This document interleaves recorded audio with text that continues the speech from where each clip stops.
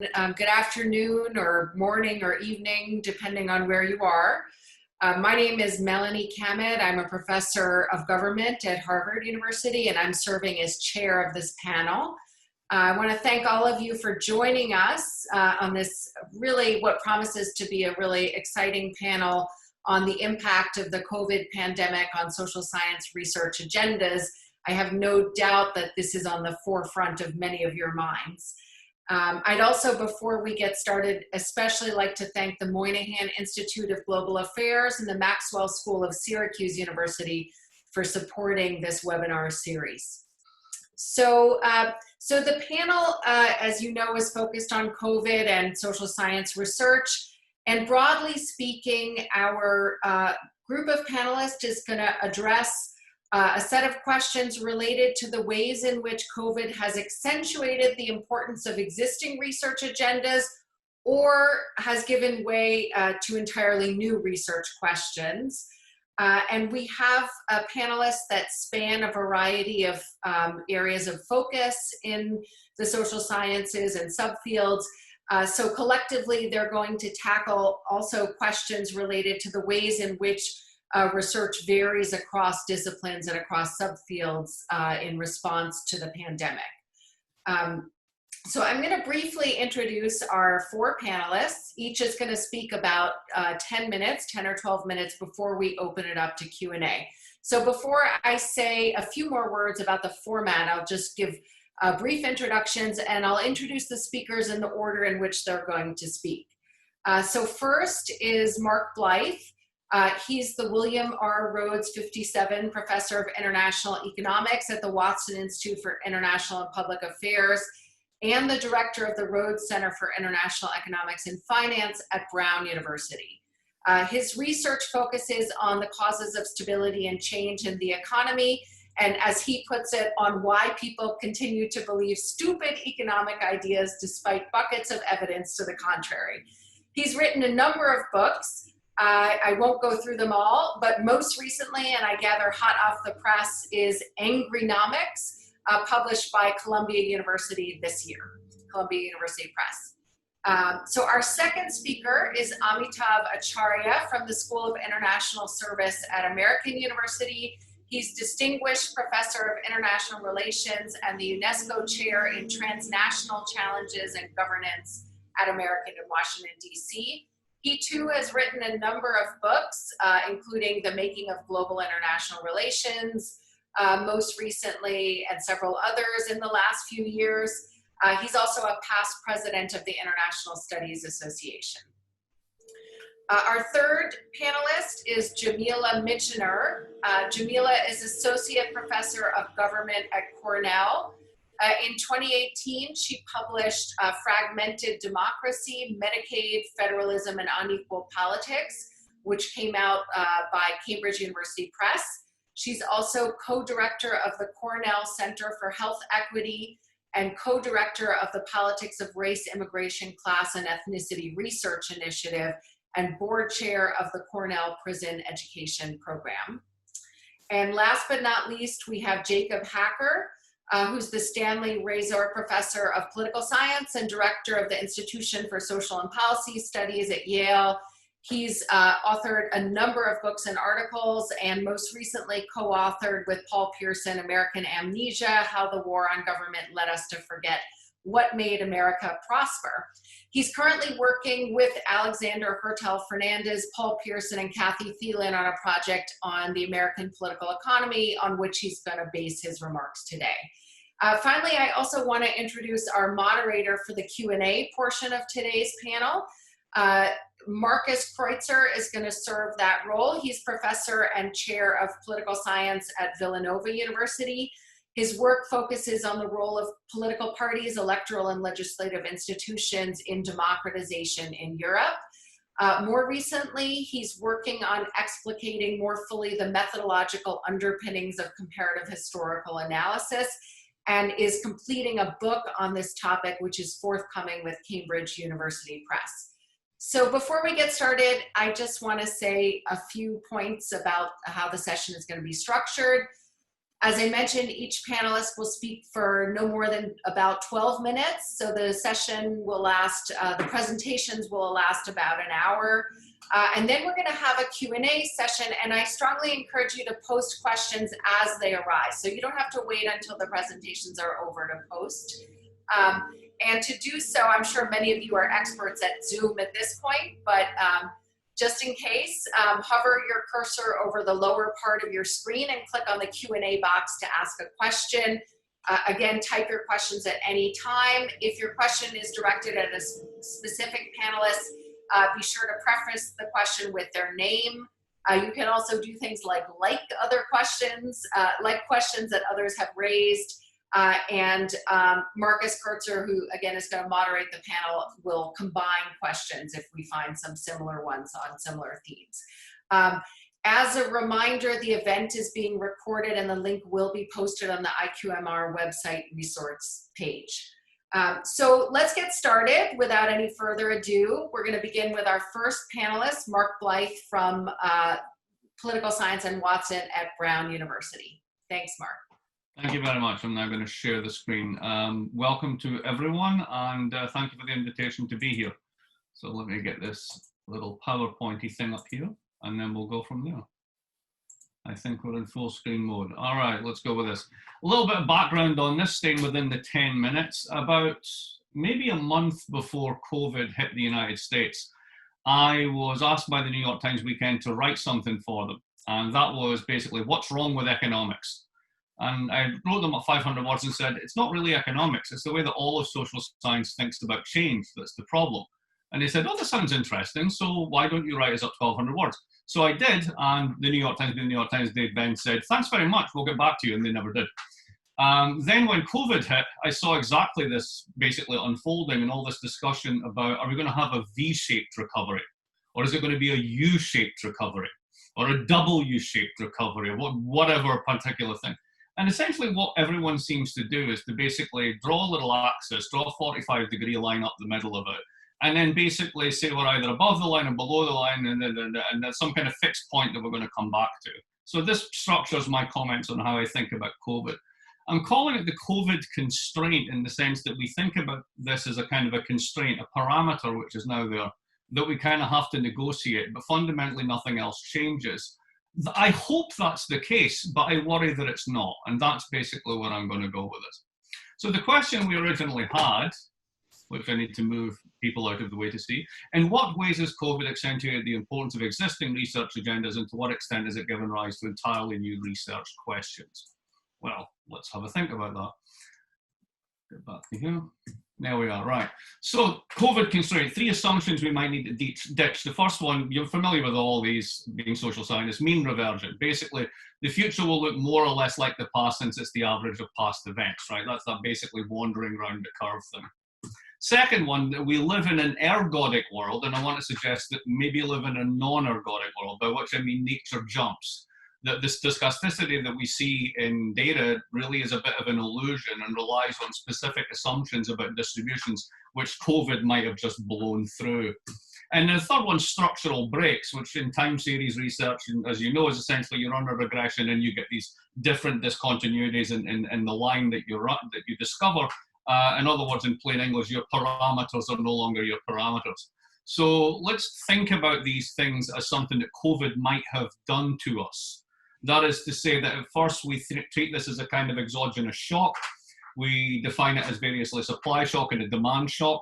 The question is, how quickly do we mean revert? When do we get back to where we were before so we can get on with our world?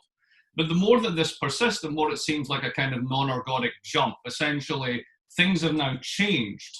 And I want to suggest the ways in which we're beginning to see this. And that means there's a qualitative difference rather than simply sort of some kind of quantitative deviation. And the last one, structural breaks, basically the parameters that we take as our baseline parameters may have shifted in such a way that if you're using those parameters, they may be less useful going forward. Now that all sounds very abstract, so let me try and make this a little bit more concrete. What does this actually change?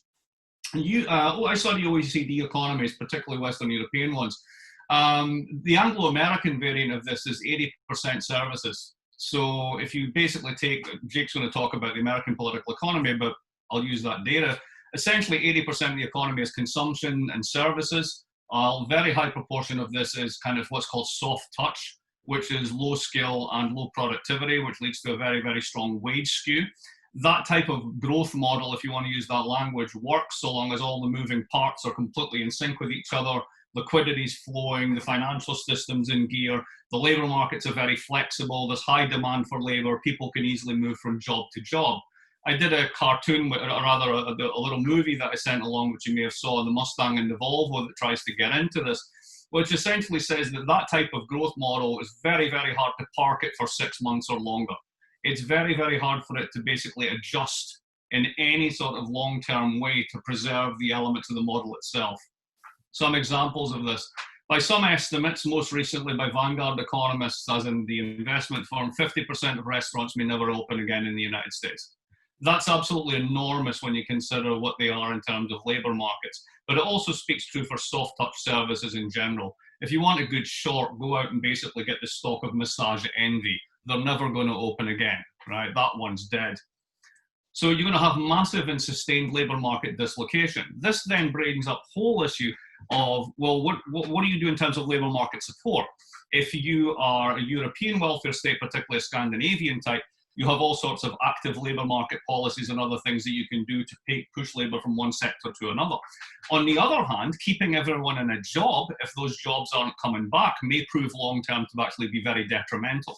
In fact, the much more brutal American approach of basically firing everyone and putting them on unemployment may actually be better in the longer term. It's an open question. A little factoid I picked up last week, it costs $10 million a month to dock a cruise ship. That's $120 million a year. There are 1,000 of these things in docks around the world. Take this as what's happening to travel and tourism in general, and you've got huge capital destruction of major sectors. It's reckoned this year alone that the travel industry globally is going to lose $360 or $320 billion. So that's 3 times the shock it suffered for the entirety of the financial crisis. Now, another interesting thing about the current moment is usually you see capital destruction on that scale in wars, and it's common to talk about the war against the virus.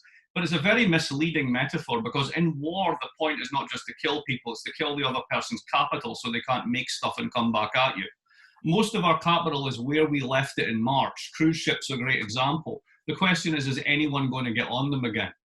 The retiral of pretty much all of the 747s in the world in the last month is emblematic of something else, of something that's very similar. Commercial real estate, other estimates in the US, has 30 to 50% overcapacity. There's huge numbers of leases which are coming to their end, either around August or alternatively around December for commercial real estate. Those things are usually re-upped, and then the income streams from those goes into collateralized bonds, which are then held by investors. There could be catastrophic losses in these real estate. Think about the universities that you're in. We've learned that the entire administration and half of the faculty at least can live online without ever occupying an office. If that's the case, why would you ever want to pay for the heating and lighting and the air conditioning and cleaning and all the services that go into it, especially if you're running huge deficits because your business model has been fatally hit? So you're going to see a collapse in rental income, a collapse in real estate investment trusts, and lots of bank losses just coming off of that one sector. I mentioned 747 retireals the other day as being emblematic of this. There is zero demand for new aircraft. Basically, Boeing, that managed to raise $50 billion on its own rather than take a bailout, is basically sitting with 2 planes that probably will never enter service. The 737 when it comes back, and the 777X, which currently has no customers at all. That's a hugely important company for the United States. This is emblematic, I think, of something we haven't quite got our heads around.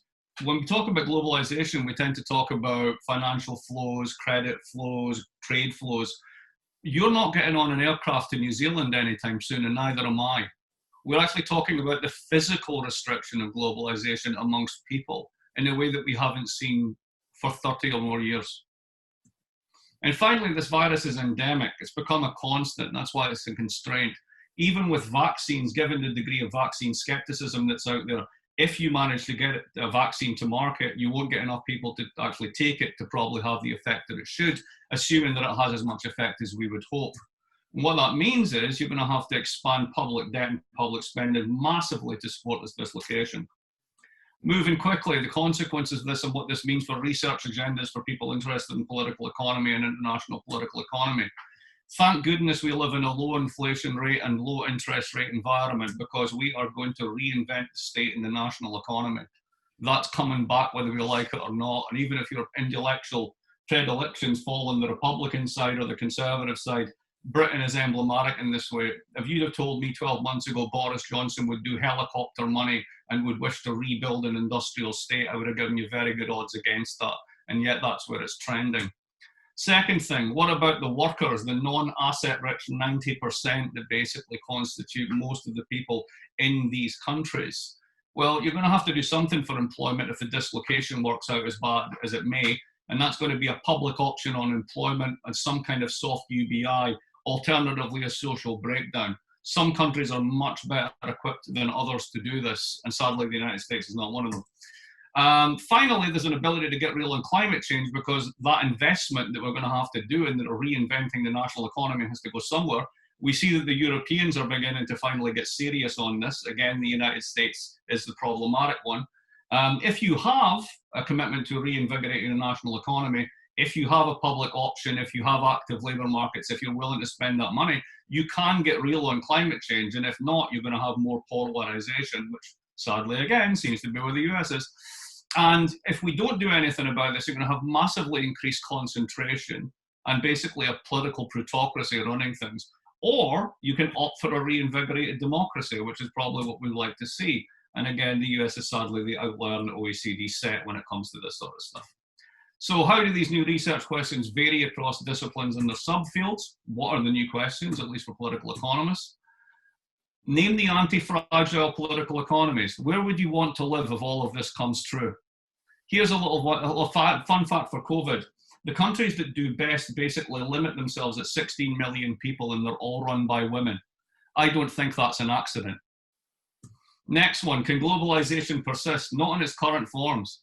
The supply chains are already under incredible stress, and we're going to see them become under more stress if there is a double coincidence of an influenza plus a second spike in corona when we get to the fall. Nationalism or a new regionalism? It depends on where you look, but these are going to be really interesting hot questions. The EU is even abandoning its fetish for competition and is engaging in industrial policy and becoming very defensive against Chinese investment. So you might see both of these rather than have to choose between one.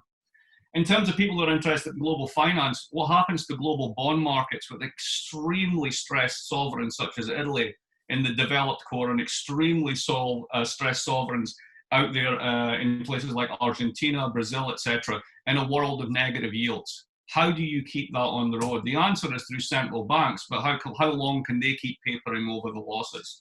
Because eventually those losses have to be realized, or maybe they don't. Maybe we live, as Sebastian Mallaby recently said, in a world of magic money, and we can continue to print without having inflationary consequences. Either way, writing about that's going to keep you in business for a long time. Finally, going second to last, going back to my sort of Europeanist roots, do expensive and expansive welfare states make a difference? We assume that they do, and it seems to be the case that countries like Denmark and even Sweden, with its COVID exceptionalism, seems to be doing reasonably well. But is it really those institutions that are making the difference, or are there other factors out there that are becoming more important? And finally, all of what I was suggesting in the prior slide, that what could be done in this happy coincidence of low inflation and low interest rates, depends upon a political class that's willing to take risks. But rather than that, what we have in many cases, and the EU is emblematic of this, are technocracies. And the question is, can technocracies take the necessary risks? Do they have the legitimacy to do so? Do they have the public backing to do so? And if they don't, you might have all the ingredients of how to have a good response, but then simply fail to have the politics in place to make it happen. And I think that's going to become a very interesting question going forward as well. And at that point, I will stop and pass back to the panel. Thank you very much. Great, thank you so much, Mark. Great presentation to kick us off. I don't know if I'm feeling happier, but that wasn't your job. Not my job. Not your job. Okay, so I'm going to turn to our second panelist, Amitav Acharya from American University. And I know you have some slides to put up there as well. Right. All right. So thank you very much for this opportunity. I hope everybody can see my slides. If there's a problem, I hope somebody will prompt me. Okay, now I'm going to talk about international relations. I know there are many of you who may be from other branches of political science or social science, since this is about social science research. But I'm going to talk about my own specialty or discipline, so to speak, which is international relations. But some of what I'm going to say would be relevant to other branches of social sciences, especially if they involve field work and going to the field and generating ideas and data.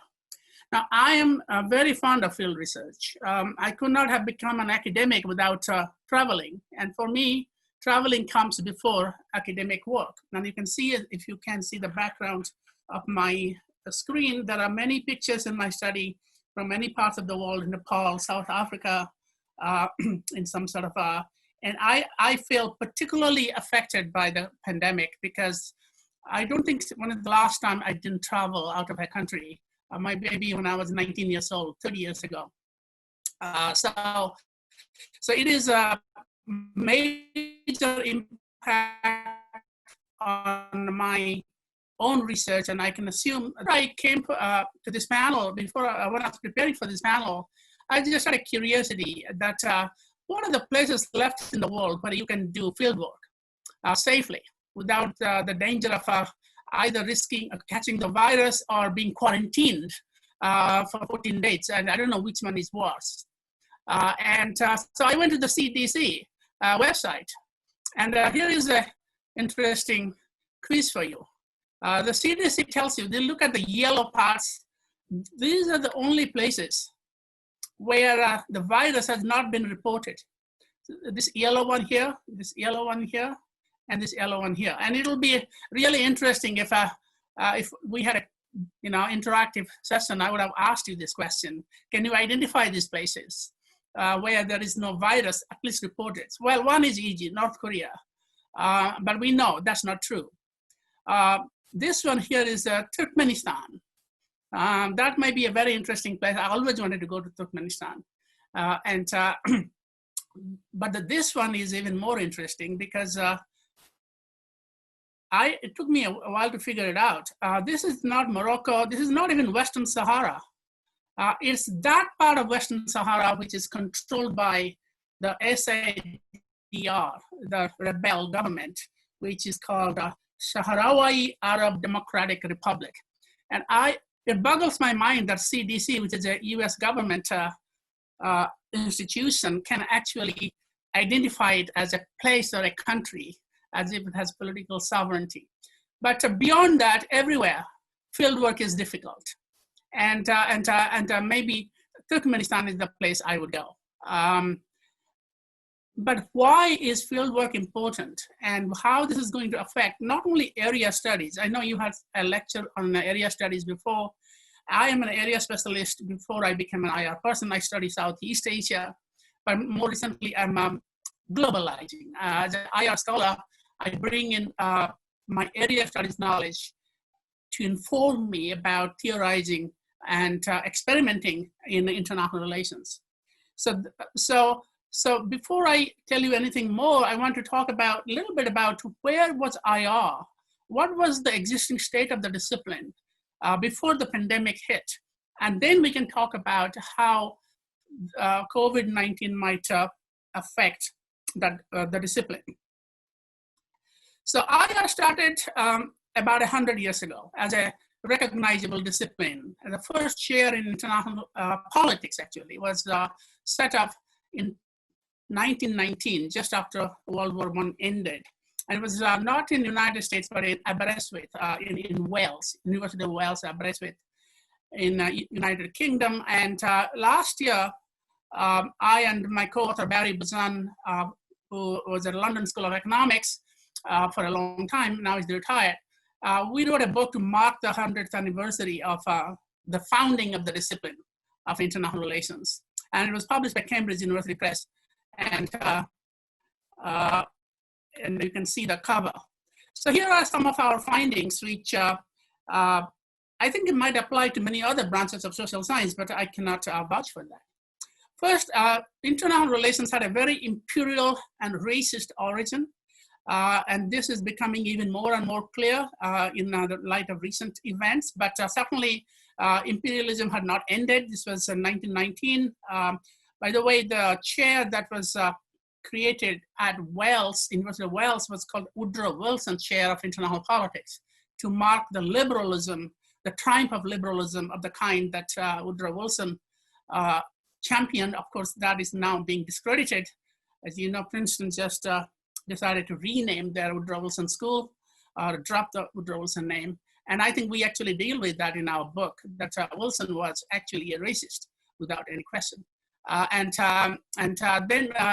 the imperialism and racism and the scientific racism and this kind of aggressive geopolitics, which designated countries like China as yellow peril, this was the foundational narrative of a good deal of IR, not all of IR. There was an idealistic element, but you can see the idealists like Wilson also were racist. So there was no question about it. And that some of that still remains. IR has not overcome its racist baggage, far from it. Then after the Second World War, IR moves from UK or Europe to the United States and becomes what the late Harvard professor Stanley Huffman called an American social science. And that remains. It's been really a profound development. It's very hard to shake it off. There has been some diversity, but this is what we call diversity within the core. So if you look at the core IR producing countries, which is United States, maybe a little bit Canada, UK, and some parts of Europe and Australia, there is a bit of diversity. So, for example, publications in journals or books have moved away from being totally Americanocentric to being Western-centric. So now the Europeans, the Germans in particular, have been very active in publishing in IR, the British and the Australians, Canadians. So there has been a diversification, but within the core countries. But in the rest of the world, which we call periphery for the lack of a better word, IR actually remains seriously underdeveloped. So one study says that between 1960 and 2010, only 3% of the articles in the 10 leading journals in IR, and this includes the journals like International Organization, International Security, World Politics, we know, IR scholars know all of that, only 3% were from Global South sources. And this was until 2010, and I don't think it has changed all that much. And I was president of ISA, International Studies Association, which is our largest professional association, the first non-Western scholar or person to hold that chair in its 54 years of history until I became president. And we did a lot of work to change that, and some of that is happening, but at a very slow pace. And I'm afraid, and I'll make this point later, COVID-19 might actually reverse or arrest that globalization of IR. PhD training, and many of you are PhD students, all of you, and you know in international relations, a study done by academic now in Geneva found in 2009 that the readings that our PhD scholars get to read, which is basically the core courses, the field seminars, which basically helps to reproduce, not only train, but reproduce knowledge in the discipline and makes new professors coming out. Those readings were rationalistic, positivistic, US-centric, monolingual, recently published, being presentist, and written by men. So US-centric, and you can include, we found that they also have tinges of racism, but not everybody is like that. And this is also very, very important, because even if you can bring in more non-Western writers to publish in journals, but the training doesn't change. And as long as the training doesn't change, the same sort of a kind of a ethnocentric discipline gets reproduced for generation to generation. And this is, there is some, and a lot of talk about it. Global South scholars are talking about it. I was talking about it as president. Some of my successors did it. But there is a fair amount of resistance to change for a variety of reasons. I'll be happy to talk about why this resistance, partly because of, it's not because people are racist. It's because it's the practice, it's the difficulty of interdefining new sources, but it's also because people are afraid that if you bring in non-Western scholarship, you may not get jobs, which is absolutely not true. Moving on then, this global turn in IR, which is based on this idea of global international relations, which was something that I've been working with my presidential team at ISA, but has really taken up quite a bit lately in articles and books in the field. Global IR is not like post-colonialism or critical theory. It doesn't reject the mainstream theories, which is a realism, liberalism, constructivism. This is a big difference. Global IR wants to build bridges rather than reject or reboot the existing discipline. And in that sense, it's not like inter-paradigm debates. It's not like post-colonialism or critical theory, although it shares some of the, some of the arguments of post-colonialism and critical theories and feminism in particular within that. So you can be a realist or a liberal or a constructivist, but you can do global IR as long as you give recognition to the reality and agency of the non-Western world, and also people who are marginalized within the West, like people in the United States, whether they're Black Americans or Native Americans or anybody, immigrants. Those global IR is inclusive and bridge building, not either or. Secondly, and I don't want to spend too much time, but non-universality of concepts that we take for granted as universal, like balance of power. Does it happen everywhere? Is sovereignty a durable and historical form of organizing a state? Far from it. Is democracy really universal? Most of the world history has been universal monarchy rather than democracy. Hierarchical systems have been more predominant than anarchical systems. So trying to challenge, for better or for worse, concepts we take for granted, and at the same time find multiple and global origins of concepts that are genuinely universal. I happen to think that human rights is genuinely universal, but it doesn't have a single source from the Magna Carta or the French Revolution. You can find actually proto-human rights from various cultures of the world. I don't think democracy is universal, but I think human rights is universal. And those concepts that are universal have multiple origins. And you can find also sovereignty may have universal origins, but you cannot simply draw it from Westphalia. So the third one is global history as opposed to European or US history, looking at global comparative and connected history of the international system or the world system. And this is very exciting. That means you have to go deeply into history to find the origins of the concepts that we take for granted, and also uncover new realities, new ways of organizing the world. Integration between disciplinary and regional or area studies, very important. By the way, this debate between area studies and discipline is a false debate, and it's very American. In most parts of the world, international relations rode on the back of area studies. When I studied in India, actually we studied IR as on the back of area studies. So we looked at different regions of the world. We tried to learn some languages, and we did IR. Only in the United States, I came here, I found that there is a debate about it. And it's a false debate, and it deprives IR a lot of the potential richness it can have, and I talk about it. There's an article or interview I did with Oxford St. Anthony College, which Andrew Bennett is circulating with you. And I have actually dealt with this because St. Anthony's is the area studies college at Oxford. And they are very interested in theme. And I was interviewed, and my views on this and global IR are in there. I invite you to read it. And finally, the pluralizing agency. What are the non-Western agency? Agency means, ability to do things, contribution to global order, broadly spoken.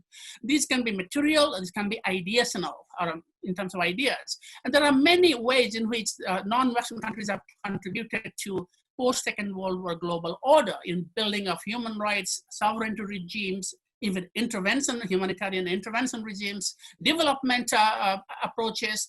And this is discussed very extensively in one of my recent books, Constructing Global Order, subtitled Agency and Change in World Politics.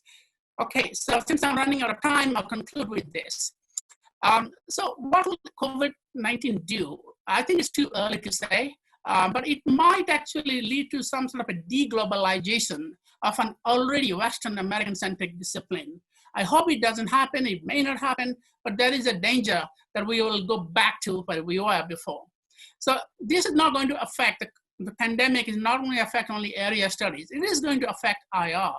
because lately there has been a lot of synthesis, very creative synthesis between area studies and IR. You will find that some of the most outstanding examples of IR scholars are actually also area specialists. And our chair, Melani, would know one of my closest friends, Ian Johnston, her colleague at Harvard University. He is a world-famous, very accomplished China scholar and also a constructivist. This has been a pattern which bridges the area studies discipline divide.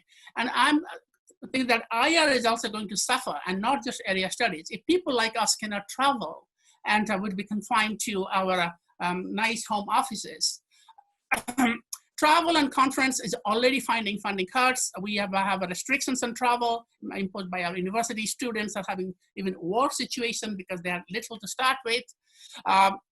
You can talk about digital archives. So how many countries have digital archives? India, China, even if they have, they may be very limited, lack of resources. Some of them are going to censor. Authoritarian countries are already taking advantage of COVID to crack down on borders, restricting border entries, as well as entries to libraries. And this could actually lead to much more severe restrictions on access to libraries or digital archives, which are not digitized. But there is still time for creativity. And I want to end by highlighting 3 themes that I personally think are going to be important, but this is by no means exhaustive. That is a lot more. But I think we'll find that we will see there's already a very vibrant discourse on the end of the liberal world order, which I think is a bit of a misnomer. There was a liberal order, but it was not a world order. It was an international order, a club of the West. I've written another book on this. But the rise of regions and regional orders, I think this is already happening with the fragmentation of the American-led or world order led by US hegemony. You will find that regional orders will become important. We see that happening in Asia, so it's happening in Africa, to some extent in Latin America. As global hegemony declines, becomes a thing of the past, regionalism and regional orders rise. And certainly you'll find that very interesting, good and bad. Some regional orders are hegemonic or spheres of influence, but they will be a very fertile area of research. And next one would be new forms of globalization and global governance. Now, people have given up on globalization, talking about deglobalization. I actually think there will be new forms of globalization rather than deglobalization. Surely supply chains will shift, there will be more regionalization, but at the same time, globalization may pass from the leadership of the West and become more in the hands of the rest. So China is already leading globalization, more focused on infrastructure than trade, more sensitive to state sovereignty, maybe a more authoritarian form of globalization, or maybe it will be a more fragmented form of globalization. Globalization will be led by the West for the last 150 years. Maybe it will change to the other countries. The leadership may pass to other countries. Global governance is much more at stake, much more in danger, but I also believe that we'll see a more pluralistic, decentered form of global governance rather than the death of global governance. And here you'll find that existing big multilateral institutions of the UN system will have competition from regional, plurilateral institutions coming from different parts of the world, some involving China, some involving US, some involving neither of them. And such things are actually happening in the field of global health and environment, which actually doesn't depend on either US or China. And finally, not the least though, race and intersectionality, which is a confluence at the intersection of gender, race, and other forms of identity, which have been marginalized. That will take on a more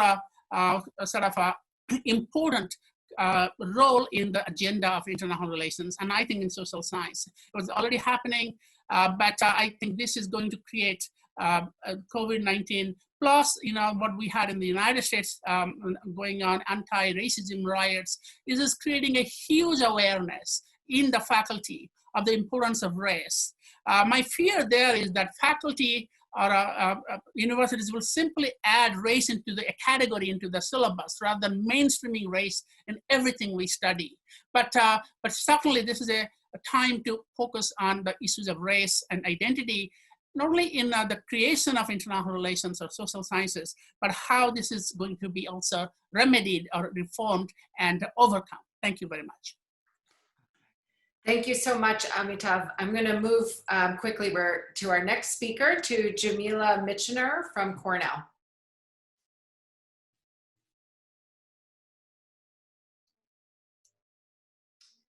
Okay, I'm going to jump right in here so that we don't waste any time at all. Okay, hello everyone. It's good to be here today thinking about important questions with you. We're obviously not physically together, and the reason is because there's a global pandemic and it's affecting everything that we do, right? It's affecting our day-to-day lives in ways that really nobody could have imagined even a few short months ago. And so clearly anything that affects our world and our lives so dramatically is going to affect how we think as social scientists, and it's going to affect the choices that we make about how to engage in social science research. I think, you know, one concern for me is that those effects will happen sort of tacitly without intentionality and deep consideration. And so I especially appreciate venues like this that push us to really think about the implications for social science research in the context of COVID-19, so that there is some level of intentionality that we're bringing to work and ideas moving forward. So I say here important lessons and questions, and one caveat is that there are more questions than there are lessons, right? Lessons come after you've been through the challenges, and you can look back sort of retrospectively and think about what you've learned. We can try to anticipate some of those at this moment, but I think that we're largely right now more in the sphere of questions than we are of lessons. But I think asking the right questions at this moment is crucial.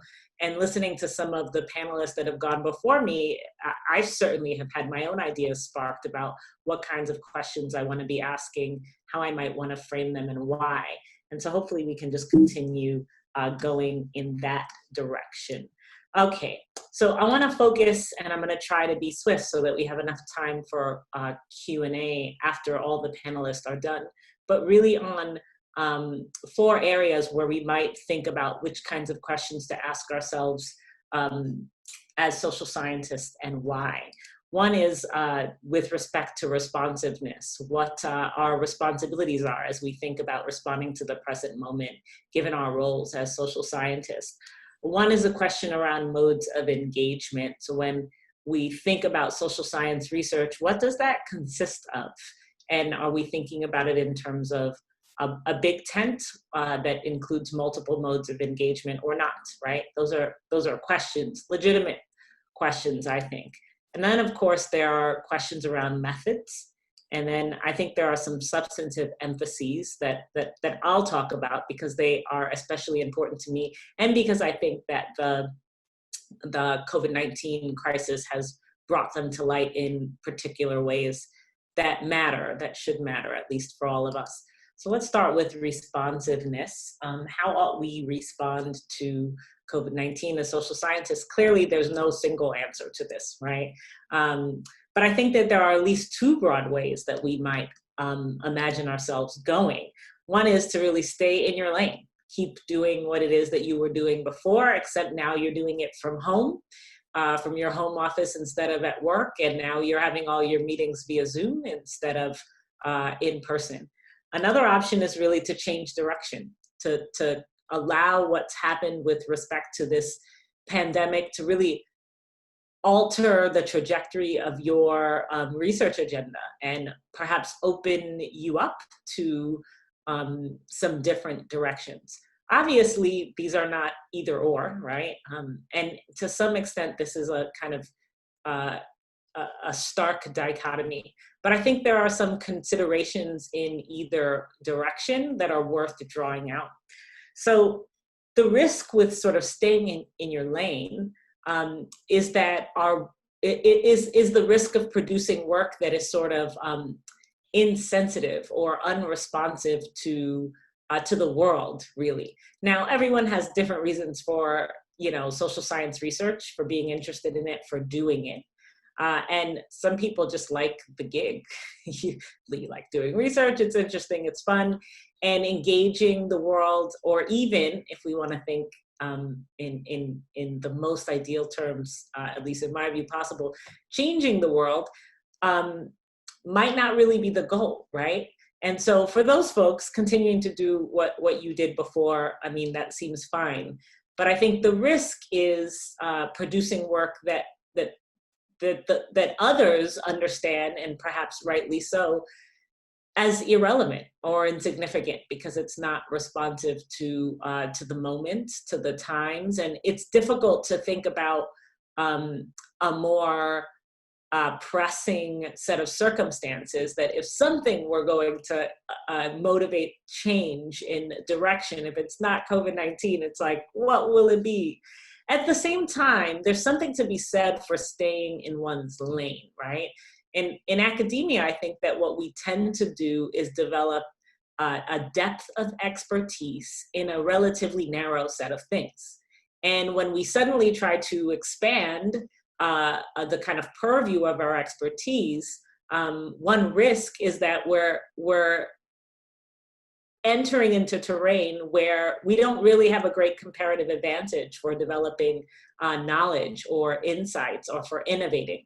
And that can actually cause us to sort of enter into a new area, and maybe it's not an area where we're especially useful or valuable, or where our contribution is worthwhile relative to other people who might have taken space in terms of grants, in terms of research presentations, in terms of journal space in journals, etc.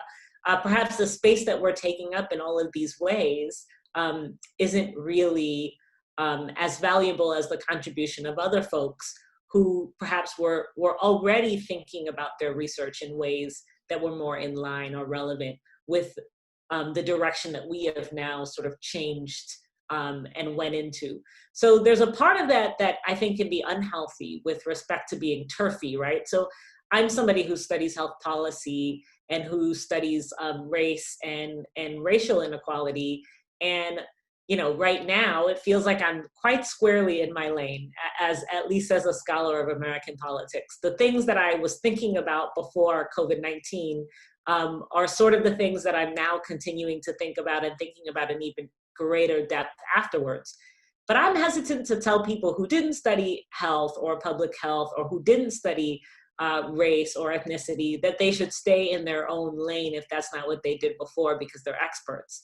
To the extent that people are willing to bring whatever perspective or skills or talents they have to the table right now for making important advances forward in terms of knowledge, I think that there's a real place for kind of giving people space to be responsive to the moment and working collaboratively rather than sort of protecting turf.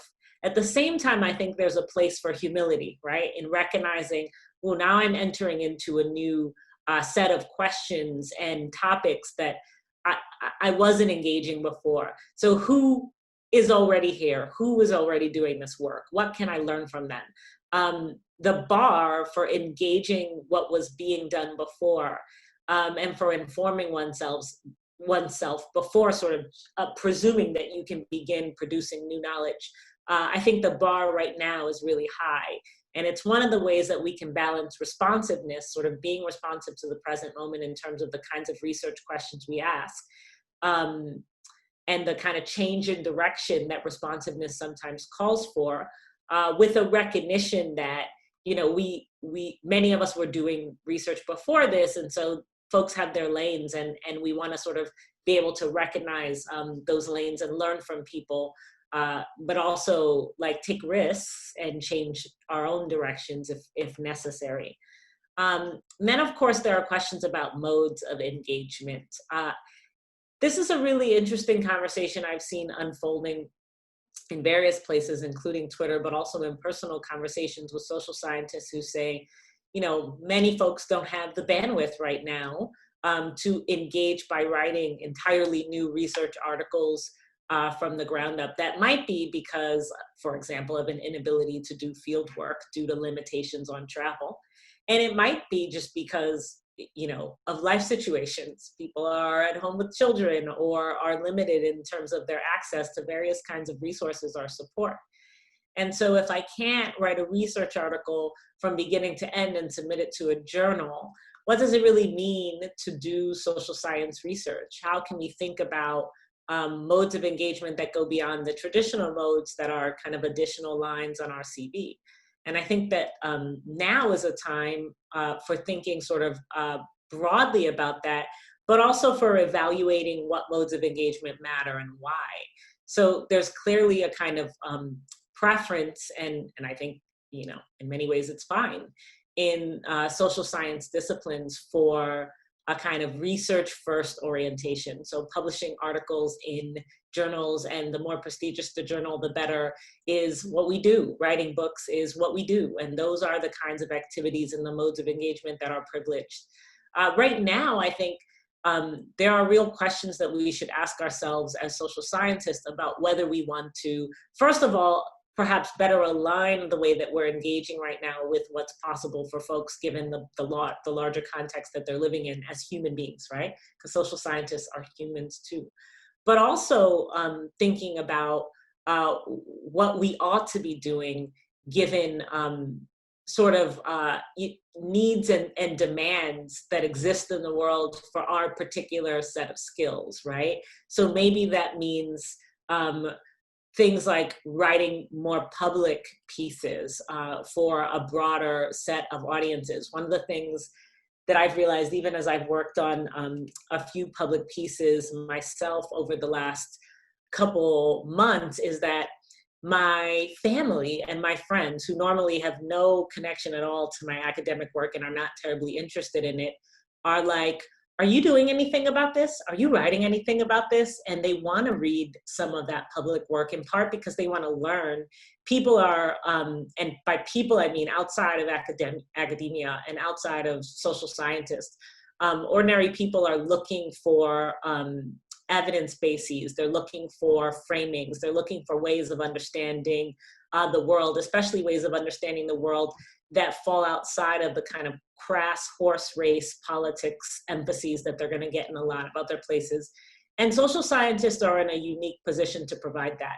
So I think it's worth considering our modes of engagement. And when things like maybe public writing or being on radio shows or being on podcasts might have been really low on our list of ways of moving and being as social scientists, we might consider them being higher on the list. And then, of course, there are questions of methods, and Amitav brought up the challenges, for example, that people doing fieldwork face. I think that this is true in many ways of qualitative research more broadly. I think, for example, plenty of scholars who do, surveys, big surveys, I've been astonished by how many people are sort of cranking out surveys and getting surveys in the field and thinking of this as a prime time to sort of get into people's heads in that way and get a sense of how they're processing the moment and what kinds of effects COVID-19 might be having. I think that for folks who do qualitative work or mixed methods work, which is what I do, there are some different sets of challenges. And I was in the middle of qualitative research that required that I travel across the country and talk to a whole range of people when this first started. And I remember in March thinking, okay, I'll just put it on hold for a few months and then I'll return. And now a few months is like, maybe it will be longer than a few months. But one of the things that that's done is create an opportunity for me to kind of think more outside of the box and more innovatively about how I can collect that data, even though I may not be able to collect it in the same way that I was collecting it before. Now, of course, there are some basic constraints, and I thought it was important and appropriate that Amitav brought up things like limits to, what kinds of data you can have access to depending on what your field is, right, and where your field is. As a scholar of American politics, my field is in the US. And so, there are perhaps more options for me in terms of what I can access remotely. But there are also some constraints. My research primarily focuses on people who are at the economic and racial margins. So they're not sort of the kinds of people whose email addresses I can just find an email and say, want to do a Zoom chat with me. And so thinking creatively about how I can still manage to connect with people, one of the things I've been doing is reaching out to grassroots organizations that I was either already in the process of building relationships with, or that I might be able to build relationships with now by engaging them in ways that they that can allow me to sort of either help or connect with them. And then through organizations, meeting and connecting with people who I otherwise wouldn't have been able to get on a Zoom call.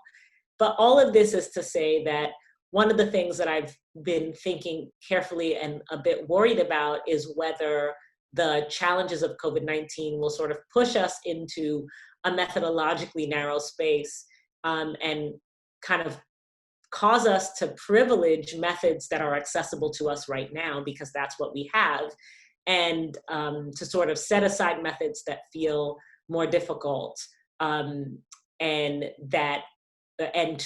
for which there are more barriers. And I think if we do that, it will sort of negatively affect the nature of the information and the knowledge that we're able to gain right now as scholars. That's just my book, because it's multi-method. Okay, the last point that I'll make is just around the substantive emphases that we are kind of thinking through right now as scholars, and I'm thinking particularly in the US context.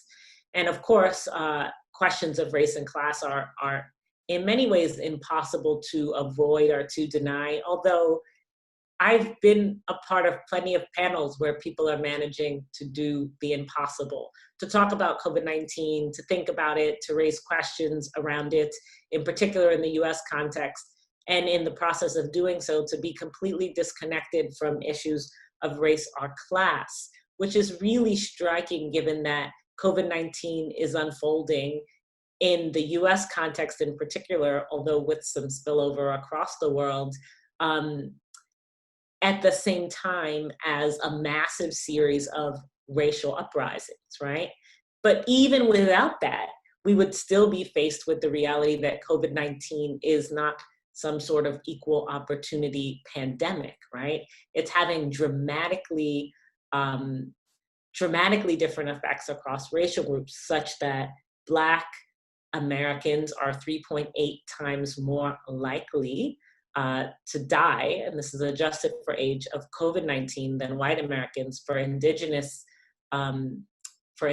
peoples, that number is 3.2 times. It's really significant. And if we focus on disparities in particular places, like particular states or localities, these numbers grow even wider. And this is just with respect to race. It's actually been much more difficult and much less talked about, the challenges of collecting data around socioeconomic status, class, and COVID-19. But what information we do have suggests that there are also pretty wide disparities there. And of course, race and class in the US context are connected. And so there's some overlap and correlation there. But the point is, one of the major ways to understand how this pandemic has unfolded in the US context is through the lens of race and class. So that means that our substantive kind of response to it as social scientists will not be able to set aside that lens, not if we actually want to understand what happened, what is happening, and what will continue to happen. So a set of kind of really broad substantive questions that we might ask. And I think broad is important because everyone will sort of fill in the blanks underlying these questions, given their own interest and their own expertise. But of course, we want to consider the social, economic, and political consequences of COVID-19. But as we do so, we also have to be aware of racial and class heterogeneity. We have to think about things like how the experience of the pandemic differs based on one's social, racial, and economic positioning, right? Because the kind of different experiences associated with the pandemic, of course, are going to map on to different outcomes associated with it. And of course, we have to think through how the pandemic has changed institutions, but not in some broad, abstract, disconnected sense, but specifically, right, which institutions and how does institutional change have differential implications on the basis of race and class? So when we shift to another level where suddenly we're thinking about the larger political economy, or we're thinking about particular political institutions like Congress or bureaucracies, or an institution like federalism, often what can happen is we switch, and those things aren't in our narrow category of what we think of as racial and ethnic politics. And so when we think about those institutions, it's institutional work and it's not race politics. But I think what the pandemic has forced us to do, and what we should have been doing anyway before the pandemic, is understanding the ways that race and class are sort of built into institutions and are affecting them as well. And they're affecting outcomes along those lines. And then, of course, I guess I'll end here. Something that I haven't heard much about, but perhaps because of something I'm working on myself around this, is questions around, but I have heard some, and I think, for example, Jacob Hacker on this panel is a perfect person who often asks questions that point us in this direction, but inquiries around what the pandemic shows us and tells us about power. So it's not just about who's differentially affected with respect to race and class, but about who has the power to respond to that, or to demand that the state respond to that, and who has the power to change outcomes, to alter the course or trajectory of things, and whose power going into this, or lack thereof, shape the trajectory and the choices that are and will be on the table for the many people who are affected by the pandemic. So power and pandemic, I think, are, you know, and I think looking at and paying attention to how power has operated in the context of this pandemic. And that's, of course, broadly defined. We're all going to think about what that means in different ways, and that's part of the point. Okay, I'll stop there. Thanks, everyone. Okay, thanks so much. We're running out of time, so I'd like to really encourage everyone to post their questions in the Q&A. The more we can get in there before we actually turn to the Q&A, the better. That'll give Markus a chance to agglomerate them and group them, and we'll try to get as many as possible. So let me turn it over to Jacob Hacker from Yale.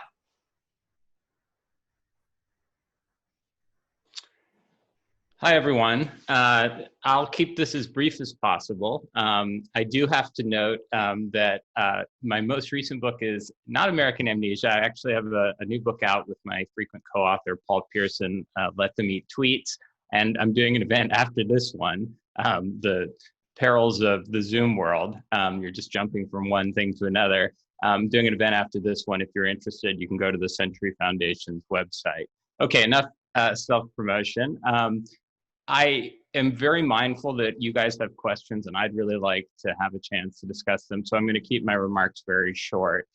Whenever I'm in the position where I have to do so, I'm reminded of an evaluation I received when I was a new assistant professor, and it began with great promise. It said, "Professor Hacker, if I had just 5 minutes to live, I'd want to spend it in your class, because that way it would seem like an hour."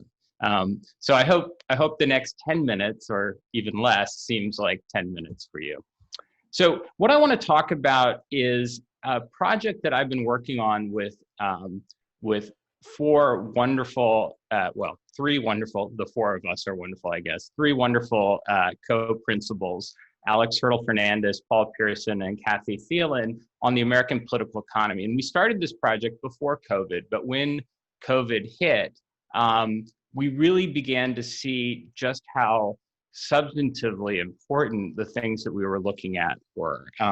Indeed, we start the project now with a paragraph that I promise not read, that is really describes the focus of the project by looking at some of the really horrible ways in which America's distinctive political and economic institutions have been laid bare by this crisis. And I want to mention the way in which COVID-19 has kind of drawn out these features. I want to mention three things in particular, and I'll unpack these. The one is that I think what COVID has helped do is lay out some highly consequential features of the American political economy. And the ones that I think are particularly important are the role of federalism and the way in which inequalities ramify geographically across space, as well as across classes and races and the like. The other thing is, as Jamila was starting to talk about, is that it really drives home some of these stark power imbalances that have not really been at the heart of a lot of political science research on American politics. And finally, quite obviously, it really drives home some of the sort of weaknesses of the American political system and state themselves in dealing with fundamental challenges. So let me step back for a moment and just say a word about why we felt it was so important to have a field of American political economy. And importantly, American political economy is both a subject and, we argue, a field or potential subfield that we could have within political science that would link across political science and other social sciences. And this means that we have to think of political economy not as a method, as it sometimes is thought of, but really as a substantive area of focus, as a study of how political and economic systems are linked. And we draw a ton of inspiration here from comparative political economy, which is this very vibrant field in comparative politics research, but which rightly, I think, given the amount of resources that are directed at understanding the American polity already, doesn't spend a lot of time focusing on the United States and tends to see the US as similar to other, sometimes they're called Anglo cases, sometimes they're called liberal market economies, but similar to a handful of other cases like the United Kingdom and Canada. And the reason why we think we need to have a field of American political economy is in part because we think that the way Americanists tend to approach the American political economy takes for granted a lot of the ways in which the American political economy is distinctive. So it's sort of because we have such a large, maybe we've never had such a large amount of resources within political science directed at a single polity. Ironically, we tend not to step back and understand what are the features of that polity and its larger economic context that are different from what we see in other advanced democracies. Now, the difference that most of you are aware of, and that is certainly very consequential, is that the United States is far and away the most unequal rich democracy. And this is just to show you the stark divergence between the top 1%, and really this is a story of concentration within the top 1% and the bottom half of Americans.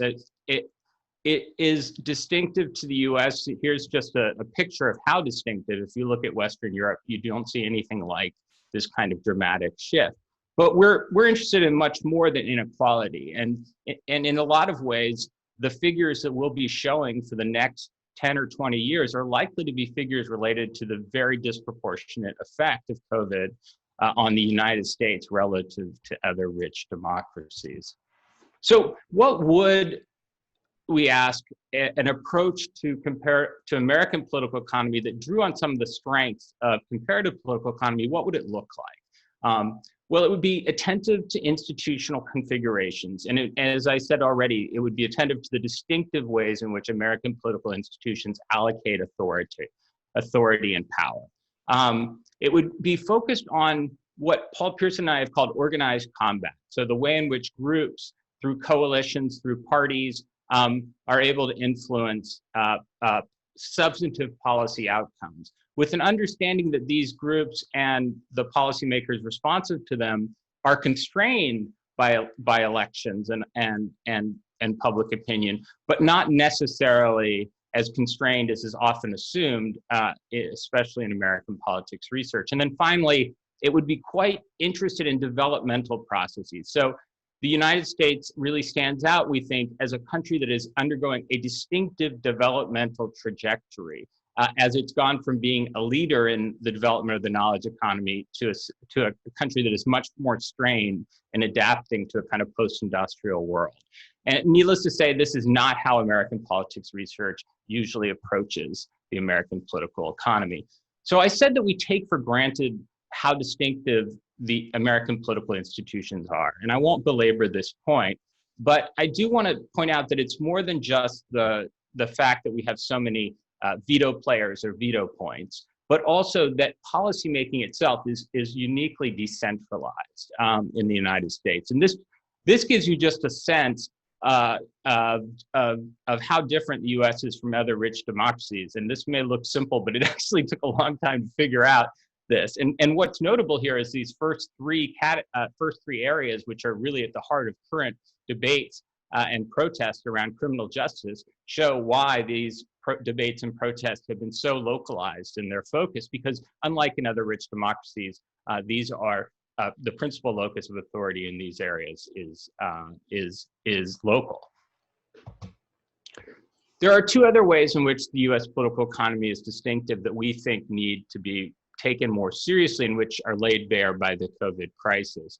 One is this crucial role for organized interest and the ways in which they benefit from or are impaired by the multi-venue nature of policymaking. And particularly important here, I think, is that we have not just a multi-venue system in the sense of a federal system and different institutions of power at the national level, but also a very distinctive role for the courts.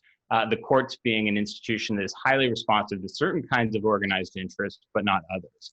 And then the last point, one that Jamila was really starting to draw our attention to, is that in a way that is both extremely important from an analytic standpoint and deeply consequential from a just basic substantive standpoint, race is constitutive of the American political economy. We cannot understand the way in which political economic conflicts play out in the United States without taking it seriously. So we draw some conclusions, and I won't belabor the obvious connections between our conclusions and our analyses of these dynamics and the current COVID crisis.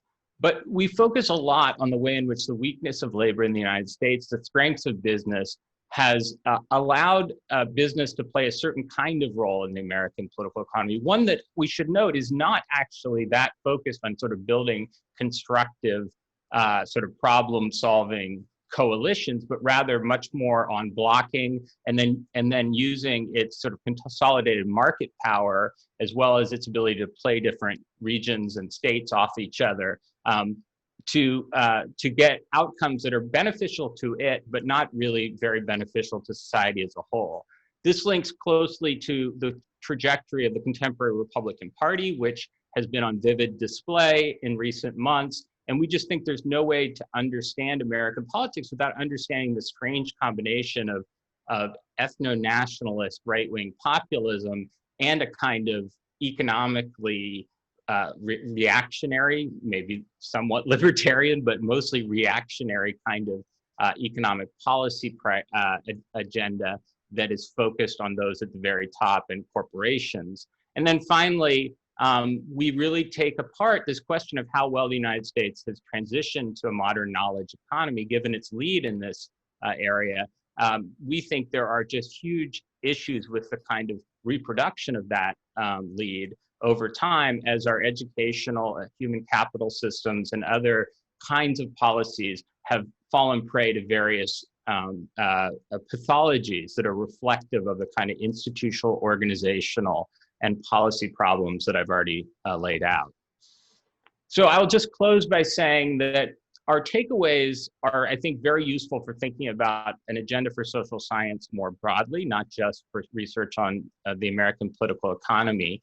And I will just take up the last two, or actually the last three. I will just say that the spatial dimensions of political economy, and by that we mean the geographic dimensions, not this ideological distribution, that is becoming, we're seeing a spatial turn in the social sciences, and what's happened with COVID really drives home how fundamentally we need to take that turn seriously and understand distribution across places as well as across people.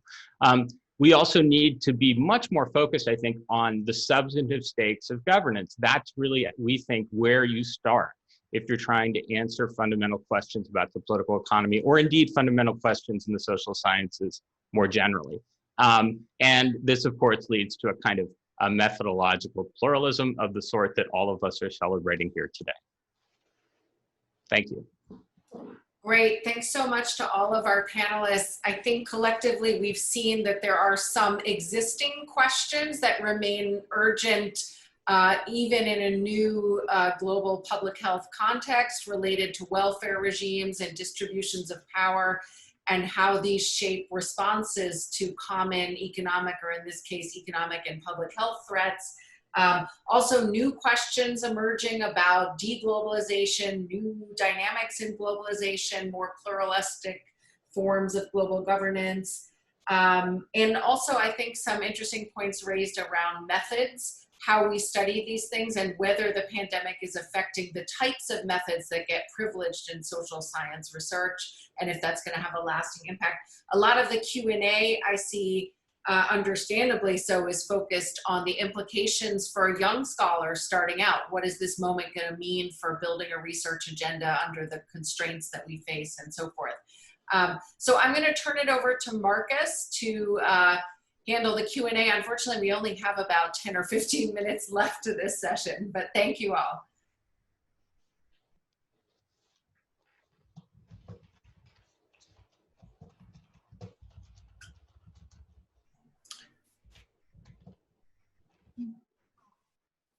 Markus, you're muted.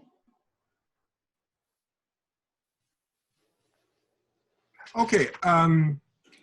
Yes. So, given the time constraints, I thought I create a big composite question that brings a couple of those questions together, and then if we have a little bit of time, maybe we can go over, and I'll come back for a second round for a more specific question. So clearly, the four of you are all tenure professor and did a fabulous job giving sort of a broad tour to horizon of all these new questions that are emerging. And so that led some of the students to have a couple of sort of practical questions about how to potentially engage with some of those COVID questions. And there are three issues that have come up. Is one, if you're currently not planning to do so, how do you talk to your advisor about it, right? And how do you convince him to borrow from Jamila to move out of your current lane and do something new? The second issue is how crowded is this COVID field likely to be? That is, if I'm switching something now, will I just be replicating what other people are doing? How do I show that I do something original? And then the final one is many of you, articulated a long list of questions, not being very explicit that we don't even know what the central question yet is. So the implication is that a lot of this COVID research will be very exploratory. And how do you avoid doing such sort of research without ending up being just sort of providing highbrow journalism? That is, what is the risks of doing exploratory research in a discipline where the professional incentives are very, very method-driven? I'll leave it up to you. Who wants to take the floor first? Can I quickly answer one of the questions? Sure. On the question of changing your topic after you have defended your prospectus, actually this happens more often and more easily than you realize. People always change, if not the title per se, but there are a lot of things within the dissertation directions. Once they go into fieldwork, they realize they couldn't do something and they can negotiate with the committee, not just the supervisor. So I would certainly think it's quite possible, and not changing entirely the topic, but bringing something from COVID-19 into it, or changing dimensions of a fieldwork, locations of fieldwork. We have already started doing that in my university. I have a student right now in Korea, stuck there, and we have been talking about, she was supposed to do her fieldwork in China, and we have to now think about how not to do it. Second question quickly is that it is possible. I mean, I can understand this will become a crowded field. It always is. Look at terrorism after 9/11. Everybody wanted to do terrorism. But one can think creatively about fitting COVID-19 into existing paradigms existing but changing paradigms or fields of research. For example, COVID-19 is a global health issue. Global health has been, like in my field at least, international relations, been studied. And global governance, global health governance has been a very important. This is not the first pandemic, by the way. This won't be the last. So you can bring in COVID-19 into an existing subfield and find how this challenges conventional wisdom or established theories or concepts. Is it a question of a total breakdown of the system of global governance, or there is a new sort of a hybrid, fragmented form of global governance emerging? I would say that there will be regional health blocks emerging out of this crisis. So I would think that there is actually an opportunity. I won't worry about, and sooner you do it, the better. I mean, it's still, this is going to be with us for some few years. So this is a good time to jump into it, unless you don't want to do it. But I don't think that will be a worry that this field will become too crowded. Yeah, I think that's, just making sure I'm not talking over anyone. I think that's great. I would jump in quickly and say, and I guess I'll note that I'm saying this, yes, from the perspective of a tenured professor, but I have had tenure for 28 days. So the vast majority of my time in, the profession of political science and as a social scientist has been either as a graduate student or as a junior faculty member who did have to think about the kind of practical constraints that I was under, because we're under practical constraints. And so I guess I would say, first, practical constraints notwithstanding. And this is very idiosyncratic. So this might not be how everyone works, which is great. It's great that we have a whole panel. But for me, I choose my research questions based on what I care about, period. And if it's something that it seems like everybody else is doing, okay. If it's something that seems really distinctive and different, okay. But I have to care about it. I have to think it matters in the world.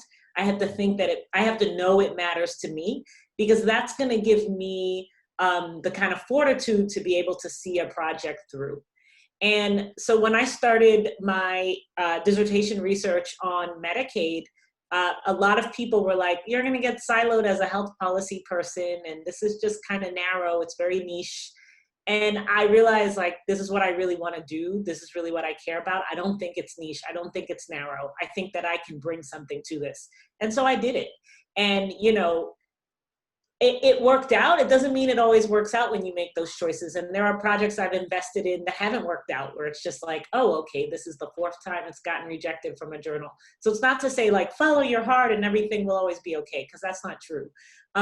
But you absolutely, for something as big as a dissertation, don't think about, should it be COVID because COVID's in and it's the next new thing, or shouldn't it be? Or if what you're doing already is something you picked because you care about it and you want to spend years thinking about it and working on it, and you think it's going to bring new knowledge to the world, then do it. And either there'll be some application or some relevance to COVID, or there won't. But you already have, I think, met the main criteria for making a decision about what you're interested in. If COVID has sort of changed your thinking around that, and now you want to reframe so that you can pursue that thing that you think really matters, then I think that you should pursue that. Of course, you need the support of your committee members. And there are things I wanted to work on in graduate school that my dissertation chair said, you know what, this is the kind of thing you work on when you're an assistant professor, or this is the kind of thing you work on after you have tenure. And so there is some staging. It's just because something is interesting to you right now, it doesn't mean that right now is the best time to pursue it. So there's this balance between pursuing what you really deeply care about and also thinking, like, strategically and in terms of timing about how your career is going to progress.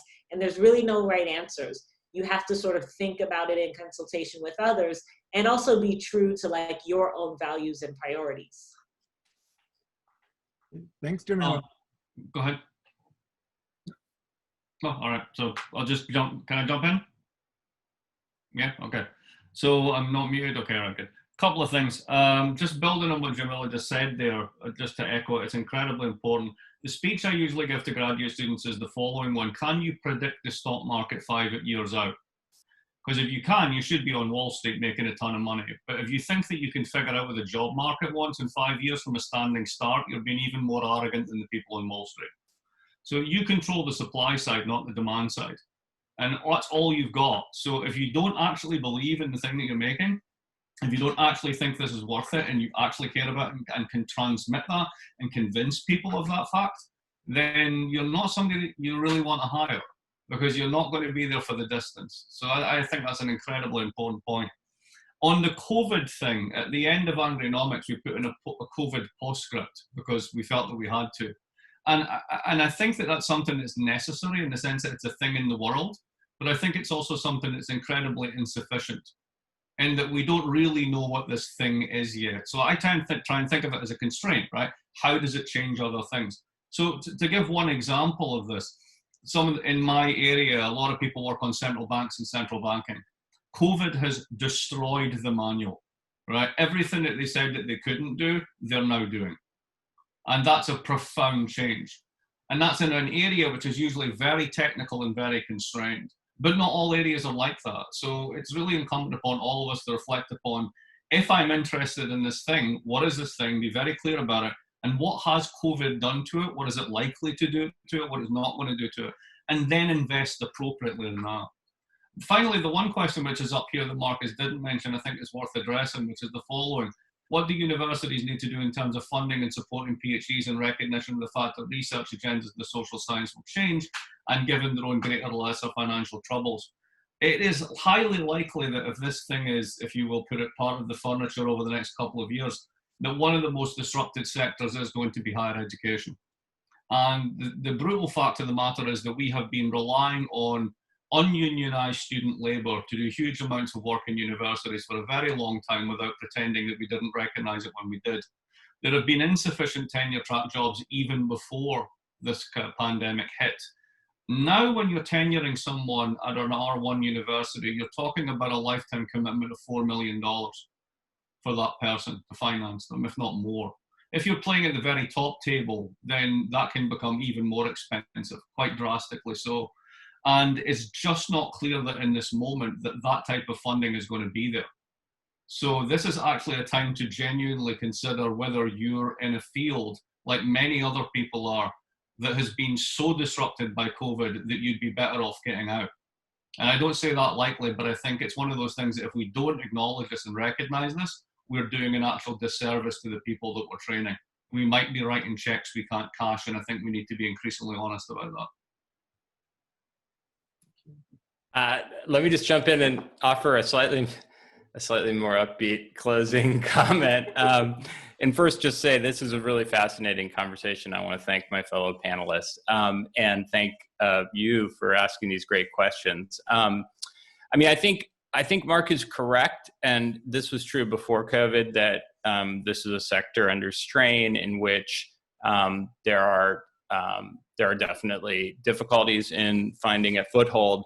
But I also would say that I think that coming out of the crisis, I mean, the folks who are just beginning their work and their dissertation work, who are thinking about where they want to go, coming out of the crisis, I can see two salutary effects. I mean, one for people's research. One is just, as I think everyone has said, there's a kind of wake-up call here about getting back to sort of fundamental questions about what makes the societies broadly tick, right? And there's been a tendency to, I think, embrace kind of narrow research agendas, and that just doesn't. I think a lot of universities are going to find that untenable, and I think it's going to be really incumbent upon folks to follow the areas that most interest them, which are often the ones that are most substantively important. And the second thing I would say is just that, at universities that can weather this financially, and there's a lot that are going to have difficulty, I do think that we're also seeing a renewed emphasis in those places on thinking about the sort of who are the fundamental people who are able to combine good teaching, good service to the university, and high quality scholarship. And in a way, what Mark said about the extent to which there's been a kind of fissuring of the academic workforce, I actually see that to some extent under pressure from what we're doing, what's happening now, because you just can't have folks who check out of teaching or check out of being engaged with the university, even if they're producing interesting scholarship, and certainly if it's so narrow that no one else is really interested in it. So I'll just offer this hopefully upbeat reminder that that what a crisis like this really draws into sharp relief is the value of the social sciences, because this is fundamentally a social crisis, right? It's involving questions that go way beyond epidemiology, and there's going to be a place for really good social science work that is both domestically focused and cross-national and global in focus over the coming years to make sense of a world that is being transformed before us. Okay, well, I mean, given that we can end here on an upbeat note, I think we should end it here before we resume our gloom and doom. And we're also over time. So I'll hand it back over to Melani, and thanks everybody for contributing. Well, I just want to thank the panelists for joining us, for stimulating such an interesting conversation. Thanks, Markus, for moderating, and all the attendees. I know these are uncertain times, but hopefully this session this afternoon has enabled you to do some deep thinking about the ways in which your work addresses important COVID or non-COVID related questions. And good luck to all of you in your research. Thank you. Thank you. Thank you. Thank you. Bye. Yeah. Bye. Bye. Thank you.